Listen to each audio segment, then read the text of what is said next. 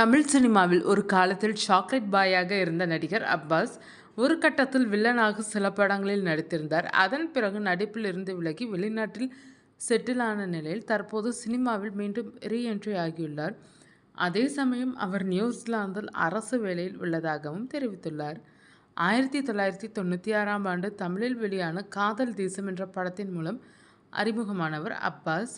அதைத் தொடர்ந்து விஐபி, பூச்சுடவா, இனி எல்லாம் சுகமே, மின்னலே, ஆனந்தம், காதலுடன், மானஸ்தன் உள்ளிட்ட பல படங்களில் நடித்து இளம்பெண்கள் மத்தியில் சாக்லேட் பாயாக வலம் வந்தார். மேலும் ரஜினிகாந்தின் படையப்பா படத்தில் அவரின் மருமகனாக நடித்திருப்பார் அப்பாஸ். தமிழ் மட்டுமில்லாமல் தெலுங்கு, கன்னடம், மலையாளம், இந்தி உள்ளிட்ட மொழிகளில் பல படங்களில் நடித்துள்ளார். கடைசியாக தமிழில் 2014ஆம் ஆண்டு ராமானுஜம் என்ற படத்தில் நடித்த அப்பாஸ் 2015ஆம் ஆண்டு மலையாளத்தில் வெளியான பச்சைக்கள்ளம் என்ற படம்தான் அவரது கடைசி படமாக இருந்தது. ஒரு கட்டத்தில் நடிப்பில் வாய்ப்புகள் குறையவே குடும்பத்துடன் வெளிநாட்டில் செட்டில் ஆனார்.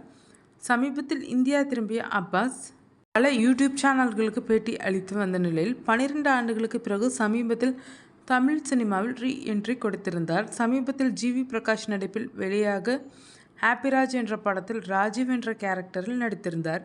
இந்த படம் வெற்றி படமாக அமைந்த நிலையில் அப்பாஸ் கேரக்டருக்கு நல்ல வரவேற்பு கிடைத்தது. இதனிடையே சமீபத்தில் ஒரு பேட்டியில் அப்பாஸ் தனது நிலை குறித்து பேசியுள்ளார். அதில், நான் இப்போது நியூசிலாந்தில் அரசு வேலையில் இருக்கிறேன் என்பது பலருக்கும் தெரியாது. என்ன வேலை செய்தாலும் மனதிற்கு பிடித்த மாதிரி இருக்க வேண்டும் என்பதை தான் நான் எப்போதும் பார்த்து வருகிறேன். சில வருடங்களுக்கு முன்பு அவர் பெட்ரோல் பங்கில் வேலை செய்வது குறித்து பரபரப்பாக பேசப்பட்டது. நான் அங்கே 10 நாட்கள் தான் வேலை பார்த்தேன். எனக்கு திருப்தி இல்லாததால் விட்டுவிட்டேன். அதன் பிறகு கால் சென்டரில் வேலை பார்த்த அனுபவமும் இருந்தது. தற்போது அரசு பணியில் அமைதியான வாழ்க்கையை வாழ்கிறேன். ஓய்வாக இருக்கும் நேரத்தில் தான் சினிமாவில் நடிக்க வாய்ப்பு கிடைக்கிறது என்று கூறியுள்ளார்.